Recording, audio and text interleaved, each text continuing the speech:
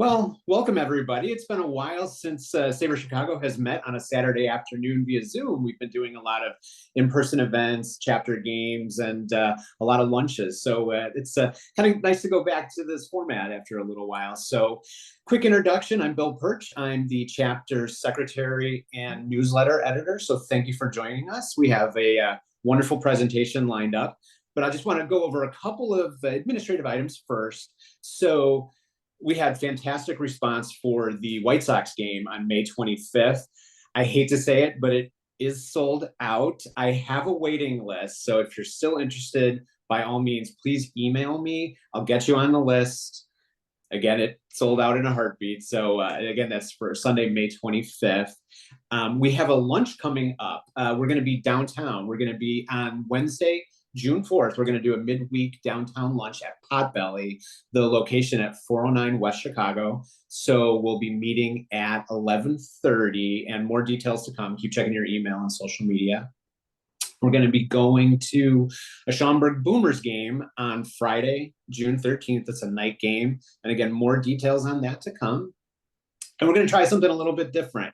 We're going to celebrate the All-Star game. We're going to have a dinner and meetup on Tuesday, July 15th, 6 p.m. Save that date. Again, more details, location to come. And then we are excited. Last year, we had a special Cubs Masterclass at Wrigley Field, and we're going to be doing it again. So we have Cubs Masterclass with Ed Hardig and author Tim Zarley on 1901, A War of the Baseball Magnates. And that's on Saturday, July 26th. That will be at 9:30. We're going to be meeting at 9:15 at the Rhino statue. The event is free, but it is limited to 40 participants. So more details on that to come. So without further ado, let's get to the main event. So I am honored to welcome Vanessa Rose. She is an author, storyteller, and educator. In honor of her grandfather's baseball legacy, she has hosted ABC's award-winning podcast, Reclaimed, The Forgotten League, and has written a book entitled Hall of Fame DNA, The Legacy of Norman Turkey Stearnes. Her work has been featured on CNN, GMA3, NPR, Bally Sports, ESPN's 30 for 30 podcast channel, and more. So she's been invited to speak with various baseball organizations, the Detroit Historical Museum and the Hamtramck Historical Museum. So I am honored to welcome Vanessa Rose. So the show is yours. Thank you so much. And I see the claps in the back, so I appreciate that. And thank you all so much for being here. One other quick item. If you have questions, please submit it in the chat. We'll be monitoring that. So keep those coming. Love it. Awesome. And thank you, Bill. Thank you, Jason, for having me. Thank you to everyone for taking time out of your Saturday to learn about the incredible Norman Turkey Stearnes, my grandfather. I do want to start with just telling you a little bit more about myself. Obviously the intro was great, but I do want to tell you that, of course, I have that Hall of Fame DNA too, and sports is a part of my, upbringing and a part of my everyday life. 24/7, to the point where my friends actually call me sometimes VSPN, for Vanessa, replacing that E in there. I played college basketball. I have coached basketball at the high school where I teach as well. I really love movies. I've seen Stearnes 3 times, twice in IMAX. I highly recommend if it's coming back to your area. And I also love concerts. I'm a big gamer. I'll talk to you a little bit more about my gaming experience and something really cool that's happened within the world of the Negro Leagues with Grandpa Turkey and gaming as well. And I love mentoring kids. Obviously, that's what led me to coaching basketball and also teaching. But the kids are my world, and I really want to help future generations understand more about who they are and the shoulders upon which they stand and how to make this world a better place. So you probably will hear that and feel that in my presentation when I'm talking to you today about the book and why I wrote it. And of course, I'm a dedicated Tigers fan. So I have to double check, but I know we have possibly the best record in the league right now. Not bragging, just saying. So, let's see what the Tigers can get done this year. I live down at Comerica Park. That's actually a picture of me with Grandpa's plaque outside of center field. And so you don't even have a ticket. You don't even have to have a ticket to, talk to him or go see this plaque. And so I always like to start with that too, and just make sure people know um, everything about his legacy. So I am here today, of course, to talk to you about my grandfather's legacy. And so I always start with, who is Turkey Stearnes? Because, like I said, I go to Comerica all the time. But one time when I was there, and I mentioned this in the book, I had a hat on and I had it backwards, and it says Turkey Stearnes on the back part. And somebody walked up to me and they said, Turkey Stearnes, what's a Turkey Stearnes? Right. And I'm like, wow, imagine if somebody said, what's a Ty Cobb, or what's a Babe Ruth? Right. They didn't even know my grandfather was a person, let alone a baseball player who has a plaque outside of Comerica Park, who's a 5-time Hall of Famer, who batted 300 over 14 of 19 seasons. So, that really motivated me to start thinking more about what I could do and what I could say to help spread my grandfather's legacy so that people would know who he was and what he did, why he was important, and how he helped others too. So, as I mentioned here, it says that he batted 400 in over 400 in 3 different seasons. He captured 7 home run titles. And according to Baseball Reference, and I know there's other sites too that have the home run stats, it says that he hit 197 home runs, which is the most in Negro Leagues history. I know Seamheads had something else too.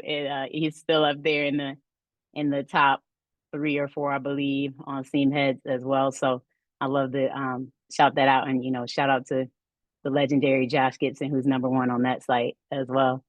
My grandfather is a great family man. He definitely loved his family. You're gonna hear a few things about my family as I talk about the book, and especially about my grandmother, who is the reason why I know so much about my grandfather's legacy. But, if my grandfather was not with the family or playing baseball, he was taking the Linwood bus for 10 cents and going down to see the Tigers play, and sitting in the bleachers at Tiger Stadium, of course, at that time, to watch a team play that arguably he could have and should have played for. I'll talk about that a little bit more too. He was, like I said, he was a dedicated Tigers fan, and he was also an inspiration to Chris Webber. I wrote about that in the book as well. Something really cool happened when Chris Webber, who is a member, of course, of the Fab Five, and a great NBA legend. He was #1 in the 1993 NBA draft, and I actually went to that. It was at the Palace of Auburn Hills. I was 10 years old. And, again, that's why I said, I eat, sleep, and breathe sports, because I definitely wanted to go as a 10-year-old girl to the NBA draft, which I don't think is the norm for 10-year-old girls at that time, usually. And, I was excited to see him drafted #1. And of course, he went on to play with many teams in the NBA and went into the NBA Hall of Fame recently. And so it came as a great shock to me when my brother texted me Chris Webber's Hall of Fame speech and said, watch it. Then when I turned it on, for 4 minutes, he talked about my grandmother and my grandfather. So as it turns out, my grandmother was actually Chris Webber's teacher when he was in elementary school. And she taught him about Negro Leagues history. And he said that was the first time that at that time, he really wasn't into sports, but that was the first time he really thought about, again, the shoulders upon which he stood, and what the Negro Leagues meant to the world, but also what it meant to him. And so he started thinking about, well, what can I do? And maybe I could be a basketball player. And, in his speech, he gives this loving tribute to my grandmother, using words that I know she used with us. And so I felt very validated as I was watching him talk about my grandmother and her legacy. And then, of course, that led into her talking about Jackie Robinson, that led into Chris Webber talking about Jackie Robinson, and also the history of baseball and how the Klan was chasing Negro Leagues teams from city to city. And then she started talking about, she started telling Chris Webber about my grandfather's legacy. And so in his speech, like I said, for 4 minutes, he's talking about Nettie Stearnes and Turkey Stearnes, which I still cannot believe to this day, as a basketball fan myself, and as someone who love Chris Webber and his journey. It was really cool to see him take time out to honor my grandparents and to make sure that the world knew who the Negro Leaguers were, because unfortunately they've had their voices silenced for quite some time. So I love to start out talking about that too, just so people have a little bit more understanding of why this conversation is so relevant today, not just within baseball, but also other professional athletes appreciate the story of the Negro Leagues and understand that it gave them an opportunity to do what they're doing right now here today. I do want to start out by talking about why I wrote this book. And this is a dedication from the front of my book. Within the first few pages, you'll see Grandma Nettie in that throwback picture of me trying to copy and emulate her amazing style. And, hopefully you can feel the good vibes off of the picture. We both had the biggest smiles there. And my grandmother was such an inspiration to me. She nurtured me in ways that have gone beyond space and time. I still feel her love within me today, and I'm still trying to make her proud. So in the dedication, you can see that it says, Grandpa clearly was the star and you were my universe. And I was talking directly to my grandmother there. So I wanted to make sure that people understood I know my grandfather's story because of my grandma. And they say, behind every great man, there's an even greater woman. I think that definitely applies here, and also with Rachel Robinson and Jackie Robinson, of course, too, right? But she shared with me since the time I was 7 years old what baseball meant to her, how baseball was more than a game, and also the history of the Negro Leagues and how that was a part of my blood, right? And so as I've grown up, I've obviously wanted to continue to fill in the blanks with that journey, but she set me on the path, and it's still a path that I think is lit by her and my grandfather even today. So I of course wrote the book too because writers write. That's what we do. I have a background in journalism.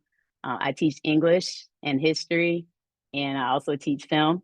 So you can see how that relates to all of my passions too as well. And school is almost out. Shout out to all the teachers out there and all the parents and students as well.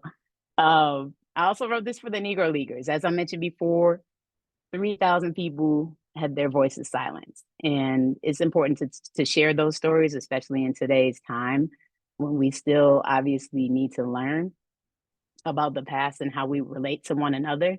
Baseball is a great way to open up that conversation, and it's an incredible entry point. I also wanted people in future generations to know this story because it was buried in many ways, and it's just now again coming to the forefront. And of course, Black history is American history. Where I teach often, I have to remind myself of that and remind my students and also families and community members how important it is to recognize that history encompasses all of us. And just like baseball, my grandfather actually said it takes 9 men. When people would try to give him compliments about his game or point out his individual accolades, he would talk about the team. And that team is encompassing, again, of all of us. So he said it takes everybody pretty much to help the man with the reputation to keep it.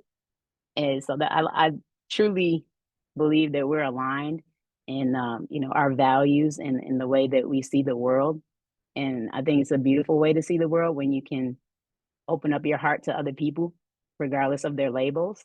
And I think that this story that I wrote about my grandfather definitely speaks to that.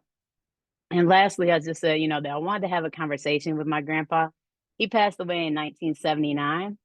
I was born in 1983, so I just missed him. And actually, out of all my siblings, I'm the youngest, and my older siblings have pictures, sitting on grandpa's lap, where they talked about how he would spoil them by taking them to the corner store and getting potato chips and ice cream and all types of fun stuff. And over the years, many people have said to me, Grandpa would have loved you. You love sports, you understand history, the way you live your life, the way you carry yourself. You would have had a lot in common and would have had a lot to talk about. And as painful as that can be, sometimes I also recognize that, maybe I was born specifically when I was born so that I could do exactly what I'm doing right now. Right. So I try to keep that in mind and keep that perspective. But I also have so much on my heart to share with Grandpa Turkey that, I realized when I was going down to Comerica Park and I would go stand at his plaque and I would talk to him about the game or whatever's on my heart. I should put this in a book. I should make sure that I document this and have that conversation with him right here, right now, to catch him up on everything that's happened since he passed in 1979, because so many and truly all of his accolades came after that time. He went to the Hall of Fame, for example, in the year 2000. So, and that was really the first big induction. So many things that happened since he's been gone. I wanted to have that conversation with him right here and right now. And I thought, what better time than now to write that book, because I share the stories of so many authors every day for a living in my teaching profession. But I realized I'm not sharing my own story, and I have a very important one to tell. So that's why I wrote the book.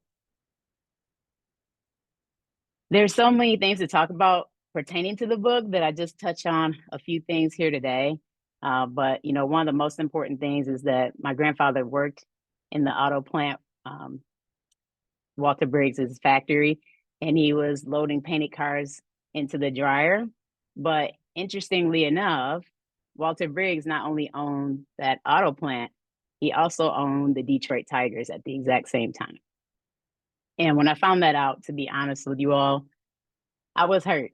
I was upset by that, because I was saying to myself, how could it be that my grandfather would work for the man who literally could put him on the field? All he had to do was see him and see his greatness and recognize him as a human being.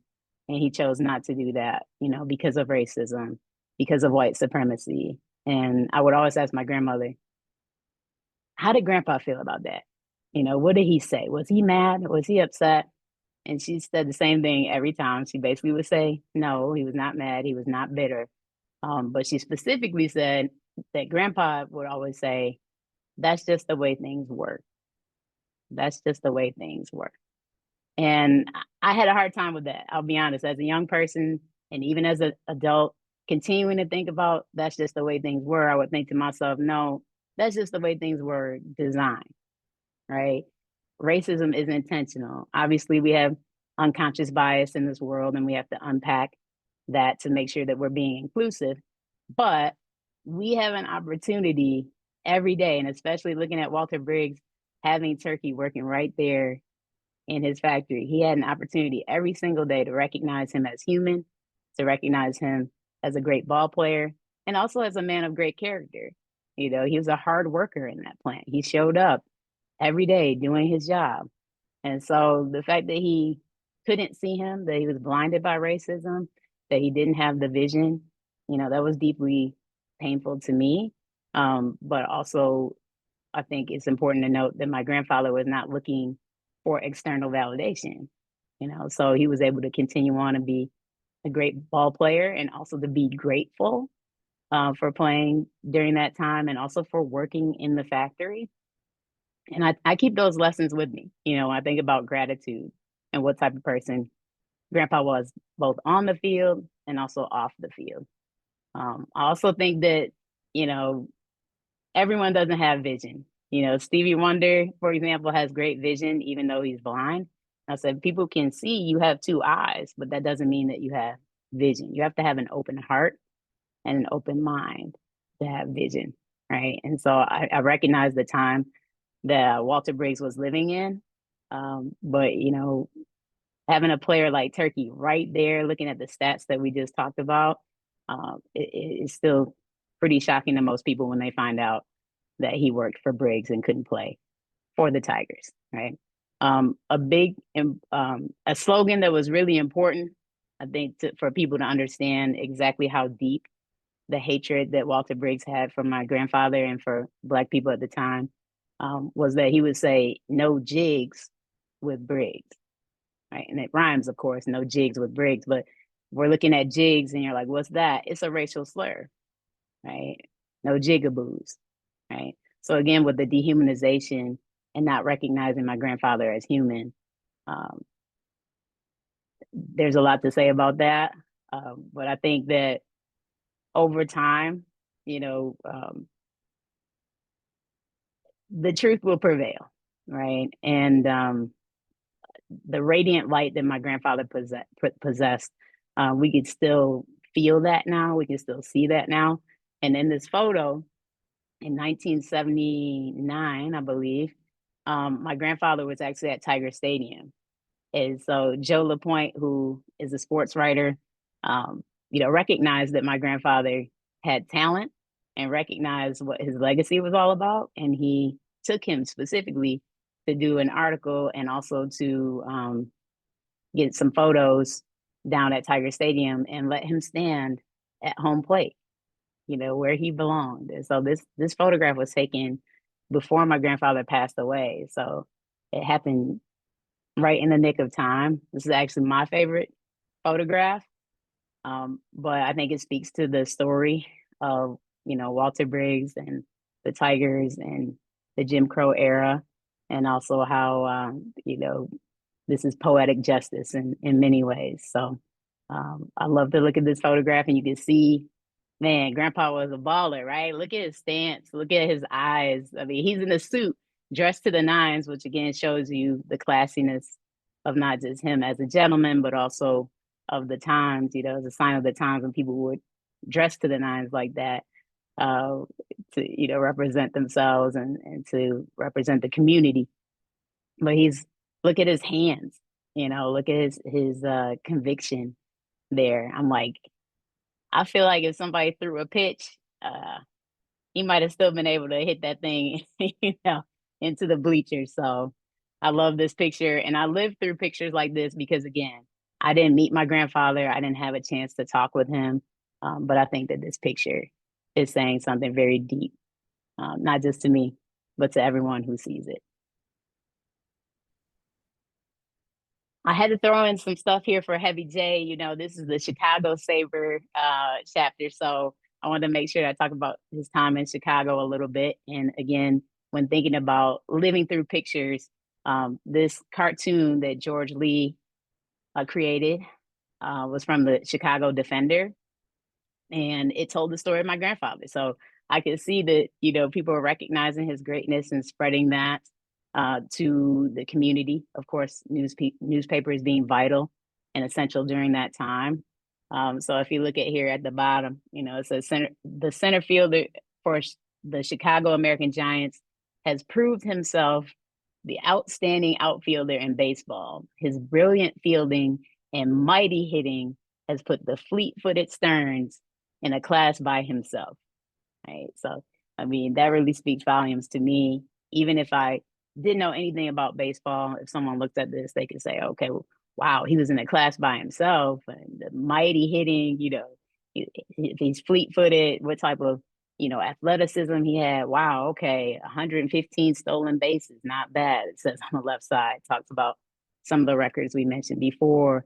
It makes a comparison between him and Ty Cobb and talks about how he had, more stolen bases than Ty Cobb at that period in time, right? So I love the fact that, again, this is during his time with the Chicago American Giants, because most people remember my grandfather for playing with the Detroit Stars and excelling with them, but he actually excelled with many teams. And while he was with Chicago, that's when he was making most of his all-star teams. So I put here on the right side here that, Turkey was a 5-tool player, of course, hitting for average, but also hitting for power. Being able to make the hard balls look easy to catch, they said, in center field, and making the easy ones look hard. When we talk about speed, Cool Papa Bell said that, he was extremely fast and that he could run. And if Cool Papa Bell said that, then he could fly, right? He definitely had a cannon for an arm. And so we know he was a 5-tool player, but he was selected for 5 East-West All-Star games. And I know Larry Lester, who's an incredible historian, wrote a great book about the East-West Classics. And in the first East-West Classic in 33, that was taking place at Comiskey Park, Turkey collected the most votes among outfielders. And it's important to note he was 32 at that time, right? When that first All-Star game came about. And so I'm like, okay, then he was like LeBron a little bit, right? If we made a basketball comparison of like how much people love, players as they continue to age that are actually still dominant in the game. So I love to see that, even at 32, he was still a fan favorite. And of course, voting was essential at that time because Black people were not able to vote in real life, right, for political elections. And so many things held them back, whether it was the literacy tests or the grandfather clause or the poll taxes and, on and on and on, right? We could talk about that era for quite a long time. But, the fact that they were able to vote because of the newspapers and send in their ballots for the East-West Classic, of course, that was a empowering moment. And to include Grandpa within that, I think that's very special, right? Grandpa also drove in the first run of the East-West Classic too, as well. I know every time I read something about the East-West Classic or the first one, people forget to mention him, and so that's another reason why I'm here today. And I thank the Chicago SABR chapter for having me because I think because my grandfather was so quiet and he didn't boast or he didn't brag, that he gets forgotten sometimes.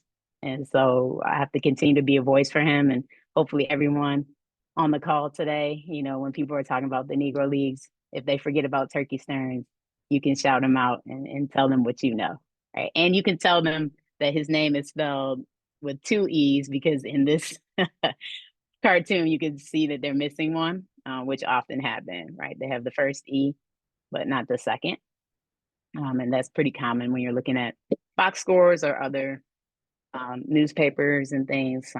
Sometimes people don't know how his name is spelled. Also, I mentioned that he is, he was a very versatile player, and he is one of two players in East-West Classics to that both clean up and lead off. So that lets you know, again, what type of hitter he was and how much he was trusted to get the job done. I do believe today that Grandpa's bat is still talking in so many ways. Look at what the great Satchel Paige said here on the left side. Turkey was one of the greatest hitters we ever had. He was as good as Josh Gibson. He was as good as anybody who ever played ball. So I'll be honest with you. Like I said, when I was young, 7 years old, and my grandmother was telling me about my grandfather, I was listening. I was trying to process that information, but I was young. And now sitting here at 42, my Jackie Robinson year, I truly understand who my grandfather was and what type of player he was, if people were saying, and not just anybody, but Satchel Paige, who played in both the Negro Leagues and the majors, right? Who saw all the greats. If he said he was as good as Josh Gibson, number one, now I know who Josh Gibson is truly, and I understand his legacy and how powerful that is. But I also understand this on a deeper level when you're saying, hey, he was as good as anybody who ever played ball. So whoever you can think of, Turkey was right there. And I think that speaks volumes about his legacy. And again, just the fact that so many people don't know who he is still, or that he's even a person, like I mentioned, the guy at Comerica who's showing up to all these games. And he's not the only one. Please don't think I'm picking on that guy, who I don't even remember what his name was. But there's so many people who go in and out of stadiums or watch the game faithfully that have no idea who the Negro Leaguers were, right? And even as an educator, when I bring up the Negro Leagues and discuss, the greatness of the past and how it's relevant to today, many of us did not have that education, and most educators will admit, Vanessa, I don't know anything about the Negro League. So tell me more. What books can I read or whatever, right? We just have not been exposed in that way. So again, that's why the book is important. And of course, with the inclusion of the Negro League stats, I'm so glad that the commissioner decided in 2020, to make a change. Of course, there were many things happening in 2020. If we think back to, Breonna Taylor, Ahmaud Arbery, and of course, George Floyd, who can forget that, right? And so everyone in the world, I think, was thinking about what racism meant to them, and what they needed to do to make some changes and how they could be on the right side of things here moving forward. And so I think that was definitely a factor in, the commissioner deciding to talk about the greatness of the Negro Leagues and how their story is the story of Major League Baseball too, right?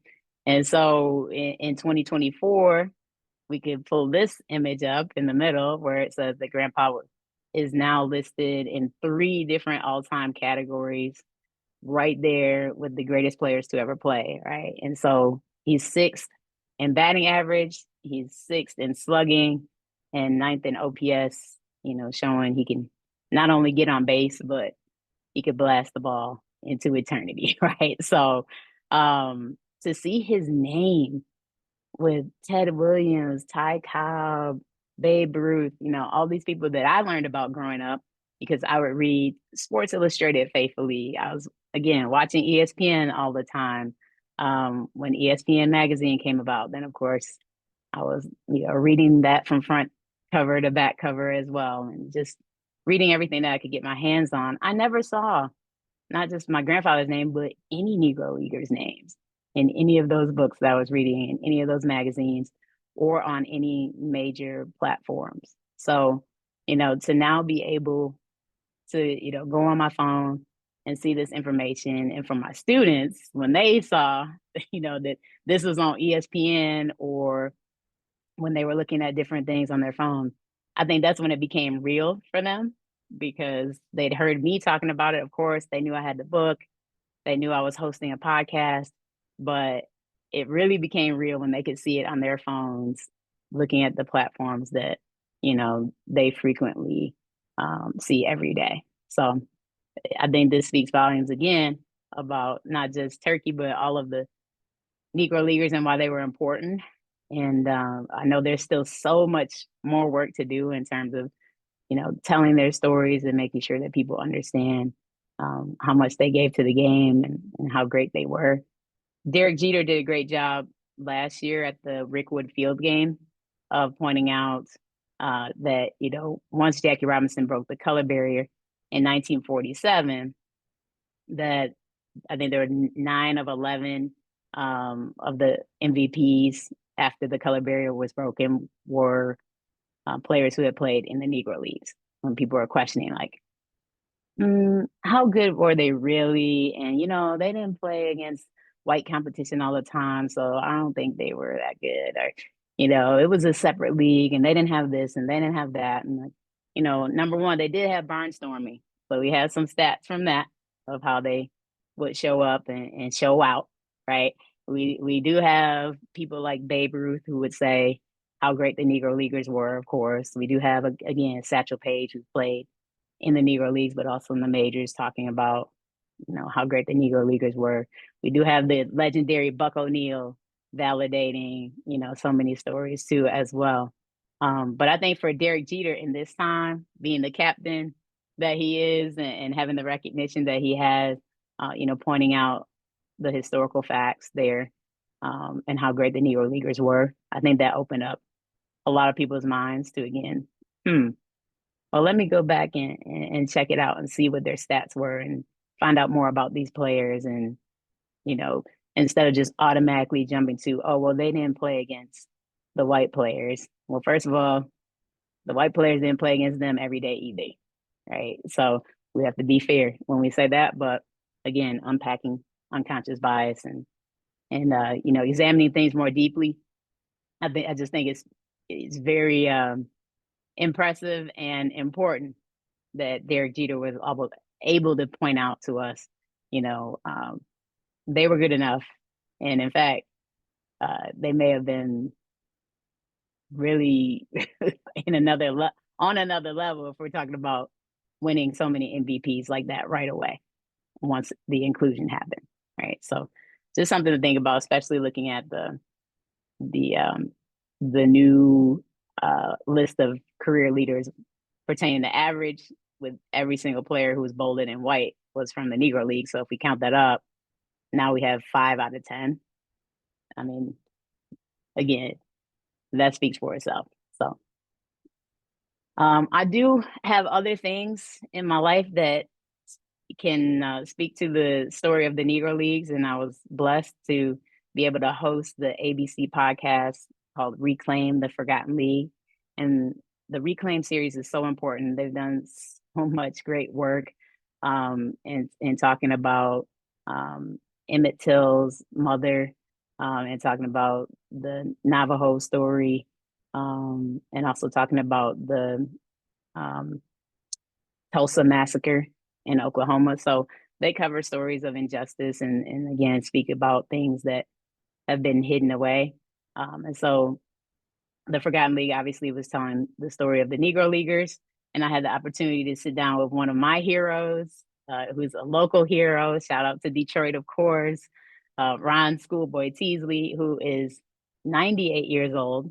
I call him Coach Teasley because he coached at Detroit Northwestern High School, where he also went to school himself and is in the Hall of Fame there and has done many things. But he's coached, I think he's won at least 15, maybe 16 championships as a high school coach in basketball, football, baseball, and golf. So talk about a Renaissance man, my goodness. Also, he is, he has accolades for days. Please check out, his website, learn more about him.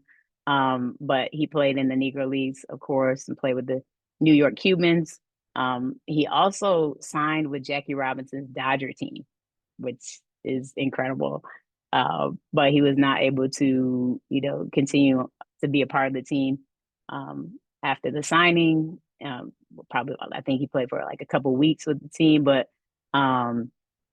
he talked about there being a quota system. And so, one thing that I think is really important to note after speaking with him is that, when Jackie Robinson broke the color barrier in 1947, it wasn't like everything was all good after that, right? I think people assume that, especially young people that I work with. And they're like, well, okay, everything was fair because then Black people could play. It's like, well, there was still hoops to jump through and there were still people moving the finish line, right? So Coach Teasley was definitely good enough to play on the team if you look at his stats and you look what he was able to produce as a player. But if you're saying, well, we only want 3 Black people on the team during that time, or we only want 5 Black people on the team, or whatever, then there's going to be some people who are cut that are deserving, right? And so, unfortunately, Coach Teasley was one of those people. Again, with the way life works, he went out and did great things beyond, playing with the Dodgers, and maybe that was the reason overall that he was needed in other places, I think, and he was able to help many other people go on to play professional sports, and he was an educator too as well. So I mean, he's a true legend in many ways. When I was able to speak with him for the podcast, to be honest, his episode where he's talking the most, I believe, is episode 5. There's 6 episodes. That's my favorite one because he was able to talk about his journey, and for someone who has not been able to talk to their grandfather, right, in many ways, many of the questions that I would have asked my grandfather if he were here today, I've been able to ask Coach Teasley. And so he's been like designated hitter in my life in many ways, and he spent time with my grandmother too as well. They have all types of stories that he had shared with me about their time together. So he's just been the gift that keeps on giving. So in talking about my book, of course, I have to talk about Coach Teasley, and I do talk about him a little bit within the book, but he has a much bigger story to share in the podcast. So if you get a chance to listen, that podcast does talk about quite a few people, and you're not just hearing from me, you're hearing from historians, you're hearing from other family members of Negro Leagues players, and it paints a picture of what the Negro Leagues was, but also the work that we still have to do. And there's a QR code there if you would like to utilize that to get to it. So I just wanted to mention that as well, and of course give a shout out to Coach Teasley because he is truly the best.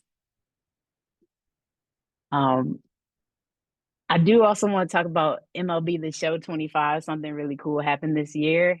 Grandpa, as you can see, made it to the game, which every single day I'm still pinching myself. I can't believe it. And I'm spending so many hours on the game. Probably, maybe that might be one of the reasons why I still have 5 more essays to grade for my English class right now. But it's just a really fun game to play. It's hard to put the sticks down after playing. And this is the first year that Grandpa's in the game. So I've just been over the moon excited. Again, not having the opportunity to talk to him, or especially not having the opportunity to see him play. There's no footage of my grandfather playing, right? Which is a travesty to everyone. But the baseball game gives me an opportunity to see how he might have moved, and to just visualize him even more outside of my own head, which I really appreciate that, because like I said, the photographs mean so much to me. Of course, the stories that everyone has shared, of course, those mean everything. Anytime someone recreates a baseball card, shout out to Heavy J, that helps me to as well think about who my grandfather was. The cartoon image that I showed you all earlier from the Chicago Defender. I love putting these pieces of the puzzle together to try to recreate who my grandfather was. But the baseball game has helped out a lot with that. And shout out to Sony for, talking with my family and letting me help them with, hey, let's fix his cheekbones. Let's make sure we get the skin tone right. He didn't have, hair at the time that you all were showing him playing. So let's make sure he doesn't have hair under the cap. So they were able to do a lot of things to make sure that Grandpa looks like himself and plays like himself. And so I have a little clip here that I wanted to share with you all, illustrating that.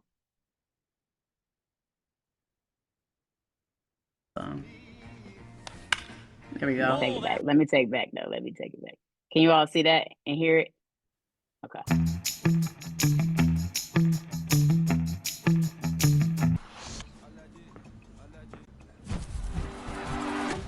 Storylines, here we go. Ooh, look at Grandpa Turkey looking fresh. Let's get it. All right.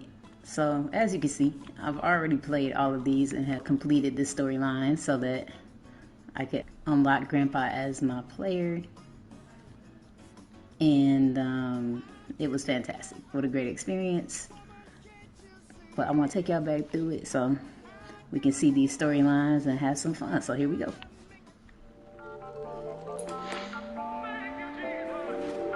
The music is dope too. Listen. By now you may have noticed that the Negro Leagues had great nicknames. Yes, they did. As a matter did. of fact, if you didn't have a nickname, you probably couldn't play. And True. One of the great nicknames and one of the greatest players that you likely never heard of was the legendary Norman Stearnes. Grandpa Turkey. AKA Turkey Stearnes. Yes, sir. The great cool Papa Bell would say that if Turkey Stearnes is not in the Hall of Fame, nobody then should. No one should be in the Hall of Fame. That's right. Oh, that Turkey Stearnes was something. Somebody could hit the ball. I played with him, against him, and he could run too. Yeah, he could throw. He could do everything, and was a gentleman. Who I think hit the most home run? Turkey Stearnes, I would say. Yeah. Norman Turkey Stearnes earned his nickname Turkey because when he ran the base pass, his arms flapped like a turkey. That's one of two theories. But as I remind folks, this turkey could fly. No doubt. Around the base pass and in the outfield, tracking down everything that came his way, and he had a cannon for a throwing arm. Cannon, let's go. There was nothing that Turkey Stearnes couldn't do on a baseball field. Nothing. You just gotta open your eyes. Open your eyes, that's right. Love the storyline. What a fantastic way to start the program. Love the quote on here. Love the picture with Nashville. Look at Grandpa Turkey's batting stance. Got his toe pointing up. And the teammates in the back pointed out too. I love it. They're like, look at this guy. How does he do it? How does he do it? And they got the Turkey Stearnes bat on here too. which is really cool. I didn't notice that at first. Here's the center fielder, Turkey Stearnes. So we got to tally 2 total bases. You know, Norman Stearnes sometimes had a different explanation for how he came to be called Turkey. He said it was because he had a pot belly as a kid. There we go. And some other kids thought he looked like a turkey. Man, kids could be so mean. Anyhow, the name stuck. Ooh, bye-bye. Bye-bye. Bye-bye. This is how we do it. This is how we do it. Now, Grandpa would not have done that bat flip, but, you know, they had to modernize it for the kids, make them relatable, so that's fine. I love it. All right, the next one. Okay, this goes on for a while. As you can see, it's about 31 minutes. I put this on YouTube. If you want to get to it, you just have to put in Turkey Stearnes storylines, MLB The Show, and you'll see my picture there. And it will say playing as Grandpa Turkey Stearnes.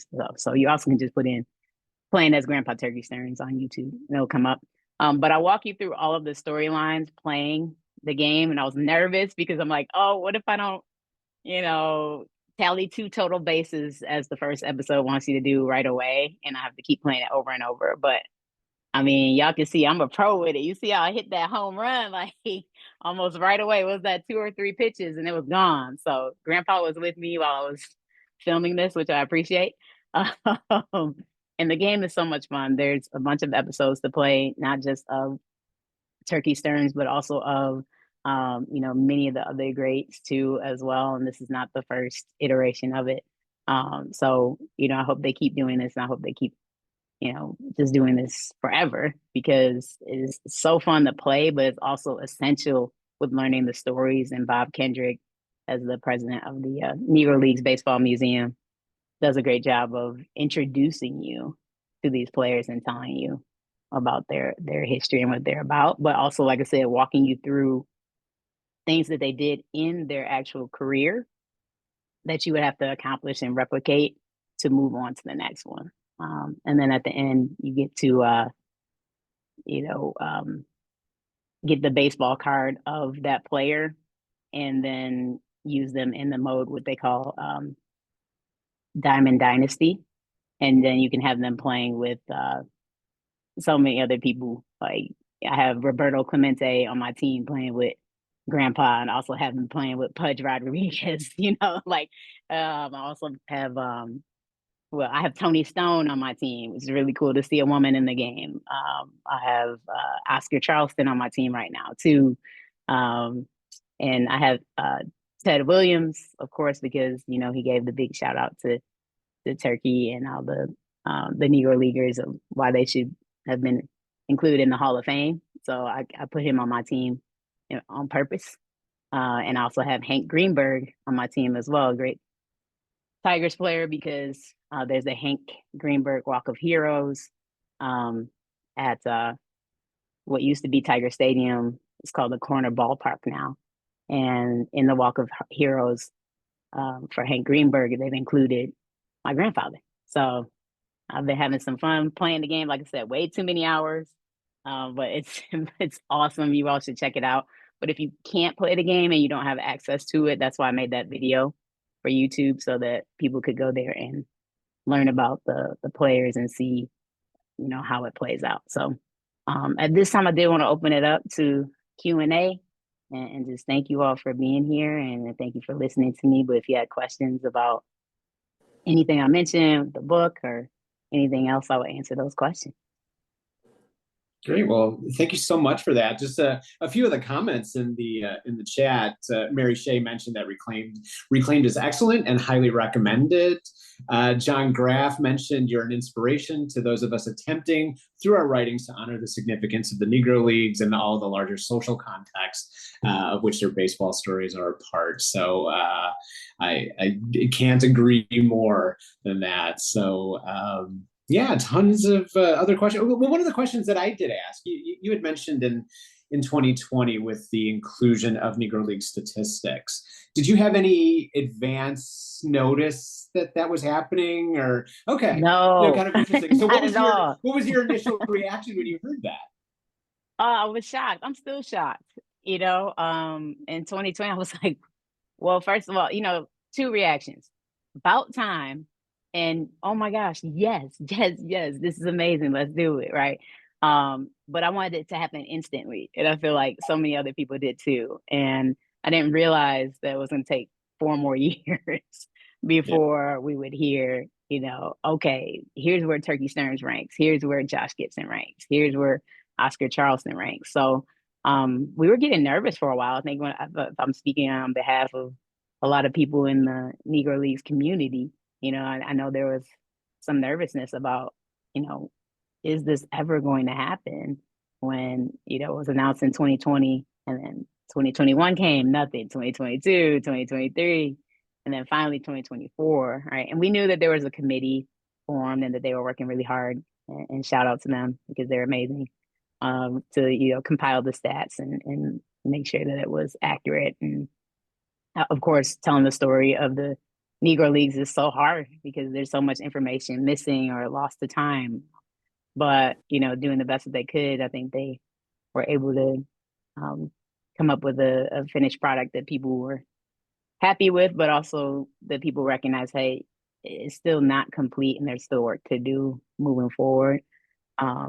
But yeah, we were shocked. I'm still shocked. I look at, I have that as my background screensaver actually on my computer of grandpa being 6'6" and 9th, just to remind myself that it's real, just like with the video game. I'm like, oh my goodness, because he never would have imagined this, right? My grandpa was born in 1901,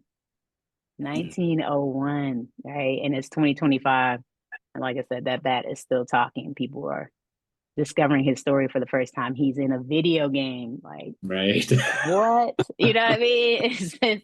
It's wild. What a wild ride this has been. And it feels like it's just starting to. Well, Mary had a question. Do you have any tips for visiting Hamtramck? Any tips for visiting? Yeah, come on down.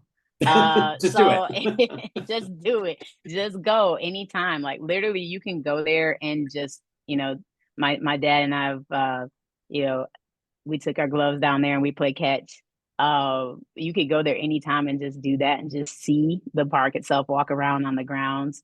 But there's also a lot of events happening there too with, there's an upcoming Juneteenth event, for example, and I'm a part of the Hamtramck Stadium board. So, we're always trying to figure out different things and different activities that we can have there for the community, for kids, for people who love baseball. So, it's a great space to visit, and one of 5, remaining Negro League stadiums in the country. So, it's a piece of iconic history. We obviously are doing a lot to try to renovate the space and make sure. So, for example, a great tip would be make sure you use the restroom before you go, because there's porta potties there right now and not, actual amazing bathrooms. And there's, no locker rooms or anything like that. The parking situation needs to be revisited. But there, we're working hard to, ensure that things will be better for future generations. And there's a lot of work that's been done already to restore the grandstand, of course, and the Tigers helping out with that. And so it's a majestic place, a sacred space. We obviously hope to add more things there pertaining to, education and artifacts, and maybe a little bit of like a museum type situation too as well, so that people can learn more about the history. But come on down, please. They're playing ball there today. I think there's like some historical games happening there, like old school, maybe without the gloves. People would play without the glove back in the day. So there's all types of games happening there. We had college teams playing there too, and just a little bit of everything. So. Great, wonderful. And I know Carrie and Jason shared some photos, so not sure if you wanted to just chime in, share any quick thoughts about those. Oh, there's some photos in there. Let me see. Yeah. Let me see what we got. So we have the Dick Perez. Was that from the Dick Perez steel card, the one Heavy J shared? Yeah, one of my favorite pieces of Turkey Stearnes art is this painting by Dick Perez. There you go. Let me see.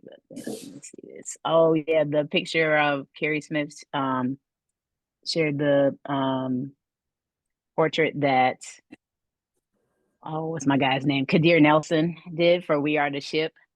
And I said my guy, like I know him, but I don't. But I think Kadir Nelson is my guy because I love music, as I mentioned before, right? I go to concerts all the time. I've seen Drake in concert, I think 4 or 5 times before he blew up to, who he is now, and also unfortunately getting dissed by Kendrick Lamar. They not like us, right? So Kadir Nelson did the artwork for my favorite Drake album, Nothing Was the Same. And so if you put Kadir Nelson's artwork side by side for Nothing Was the Same by Drake and put the artwork of my grandfather right next to it, you can see the similarities in, his style of bringing amazing things to life. And so I just always think of that when I see Grandpa's, image there, that portrait. And also, going back to the, if I go back to the portrait of Grandpa here from Tiger Stadium, you can see that it was based off of that. If you put those two things side by side too as well. So this shows you how music and sports overlap too sometimes. And there's always a connection with everything. So love to see that. Shout out to Carrie putting that in there. Carrie, where is that from though? I don't know where this display is. It looks like a art studio somewhere. So that's actually at the Baseball Hall of Fame. That's their that's art at the museum. oh, thank you. Okay. Yeah. Awesome. I haven't been there since 2000, so the year when Grandpa went into Hall of Fame. So You're overdue. Yes, I'm well overdue. Well overdue. So I need to go back and check that out. Great. Well, any other questions? I got to ask Vanessa a question. Go ahead. All righty. So Vanessa, when you had this picture up of your grandpa batting, I caught in the span of 30 seconds, I heard you say poetic justice and I heard you say sign of the times. Was that your intentional shout out there? Look, I can't help it. That's just what happens. That's, and I know we've talked about how much I love music and, poetic justice, of course, being a Janet Jackson movie with Tupac, Sign of the Times being an album by Prince. If you've not heard it, please listen to it and listen to the track Sign of the Times. Whew, speaks to where we are now. And it was very prophetic in many ways. But, I truly believe that all art overlaps and the intersections that are there for us to, explore so that we can make connections about what we need to do personally to, strive to be our best selves, and then also how we can help the community, because the African philosophy of Ubuntu, I am who I am because of who we all are, is so important. And I know I mentioned before that Grandpa believed in that, but said it in different words, right? He said the same thing by using a baseball analogy. And I think that's really something that we all can learn from, right? If we just open our hearts to the information that's being shared within music or sports or movies, I mean, we're going to find that there's a common thread there that can help us, that can bring healing, that can bring elevation. And so I can't help but talking like that. Sometimes it pours out. You can tell what my circles of influence have been: movies, music, and sports, right? And my dad was great about asking me when I was growing up to think about what's more important, the medium or the message. And so we had these great philosophical conversations about, all of the art that was out there in the world that I was being exposed to through television or music or, what I was learning in school. And so just teaching me to be a critical thinker, I think, is really opened up some great avenues to explore as I'm now connecting with people all over the nation. And sometimes, like through the podcast, globally, where people will be emailing me from the UK saying, I had no idea about the Negro Leagues. Thank you so much. And, sharing all this information with me. So it's opened up a lot of doors to have conversations with people. And I can tell that they're thinking more deeply, not just about baseball, but like I said, about personal transformation, how that leads to social transformation, and also what their role in all of this is. Wonderful. All right. Any other questions?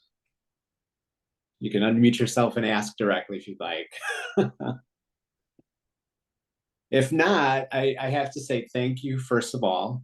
But as an educator, I feel like you need to leave us with a homework assignment. What do we need to do to continue telling his story? To continue telling Grandpa's story? Yeah. I mean, like I said, people still don't know who, and I have to thank you all again for showing up and for being open to listening.